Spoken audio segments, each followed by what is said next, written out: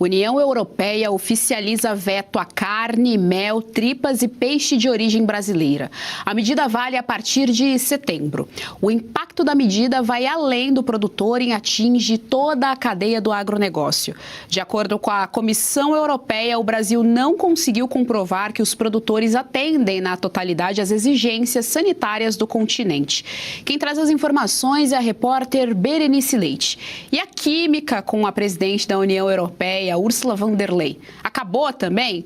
Vale destacar que os vizinhos Argentina, Paraguai e Uruguai seguem autorizados a exportar carne bovina para o bloco. Vamos ver como é que essa notícia chegou em Brasília, abalou Brasília, com a Berenice Leite, que já está aqui no telão conosco e vai trazer mais informações para a nossa audiência. Berê, boa tarde, seja muito bem-vinda ao JDO2. Obrigada, Geise. Muito boa tarde para você também, para todos da nossa audiência. Pois é, mais um anúncio que impacta diretamente a economia do nosso país, especificamente o setor do agronegócio. A gente lembra que o acordo Mercosul-União Europeia foi uma pauta trabalhada aqui por 3 décadas, pelo menos, né? Um sonho de 30 anos que em cerca de um mês, né, já terminou e virou pesadelo, pelo menos aqui no Brasil. O anúncio de que o acordo havia sido firmado foi em janeiro.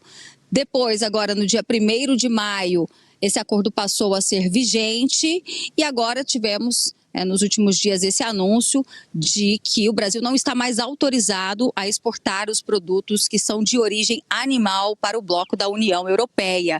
Isso porque lá eles têm algumas exigências e o Brasil não estaria cumprindo, enviando relatórios que manteriam esse acordo.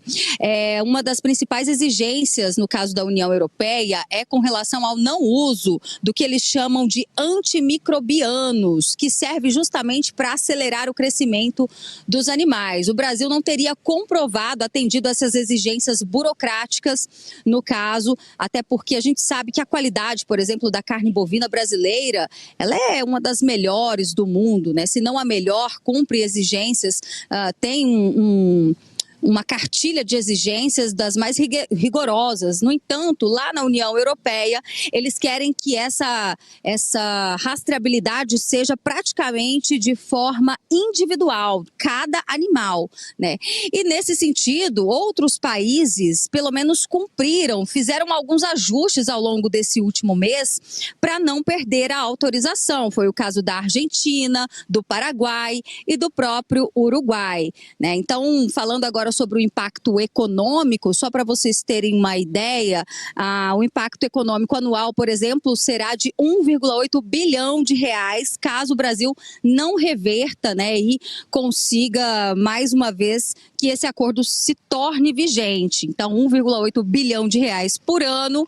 E em termos, por exemplo, da carne bovina brasileira, a gente lembra que lá no bloco europeu, na Europa, né, eles compram muito a carne brasileira, a parte de carnes nobres. E isso representa cerca de 3,6%, né, da carne, de toda a carne produzida, carnes nobres produzidas aqui no nosso país. Então, o impacto, olhando assim, parece mínimo, né, só 3,6%, mas o fato é que outros produtos, como você disse, até mesmo o mel, né, toda essa cadeia do agronegócio fica impactada através dessa medida. É claro que o setor diplomático já está trabalhando para tentar reverter isso. Inclusive, não existe uma pessoa, né, um órgão que fiscalize e atenda às exigências do bloco europeu. No entanto, a oposição já segue aqui tecendo várias críticas no sentido de que a diplomacia brasileira já deveria ter atuado para evitar que chegasse a esse ponto. Eu estou, inclusive, aqui com a manifestação do pré-candidato à presidência da República, o senador Flávio Bolsonaro, que disse o seguinte: pelo visto, mais um problema do Lula que vou ter que resolver ano que vem. O Brasil e o agro voltarão a ser respeitados.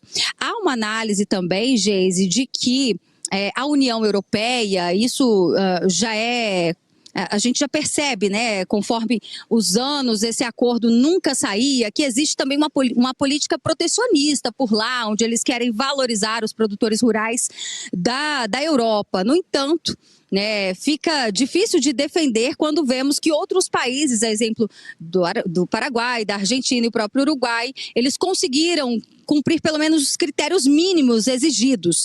E aí existe um cálculo político que já vem sendo lançado pela oposição ao governo Lula, de que eles teriam deixado isso acontecer. Até porque, como eu citei a vocês, a questão das carnes nobres, e aí entraria a picanha, por exemplo, na lei da oferta e da demanda, o Brasil não exportando esses 3,6% lá para o exterior e não havendo um novo comprador que supra, né, essa demanda, ela vai ficar por aqui no Brasil. E aí o preço de carnes nobres tendem a diminuir o valor. E isso seria, né, dentro da avaliação, dentro da leitura aqui da oposição ao governo Lula, isso seria muito bom, porque talvez a promessa da picanha acabaria se concretizando, mas não por uma política econômica brasileira, mas sim por uma omissão desse governo. Então, eles estão de olho em tudo isso que está acontecendo, justamente por ser ano eleitoral, e como vocês viram aí, né, a posição do senador Flávio Bolsonaro já se prontificando a partir do ano que vem, caso ele assuma a cadeira como presidente, em tentar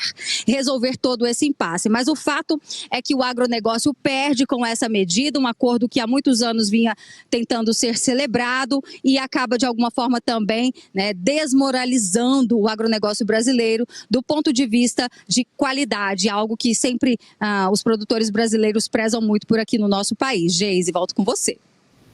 Muito obrigada, Berê, pelas informações aqui no nosso JDO. Até a próxima.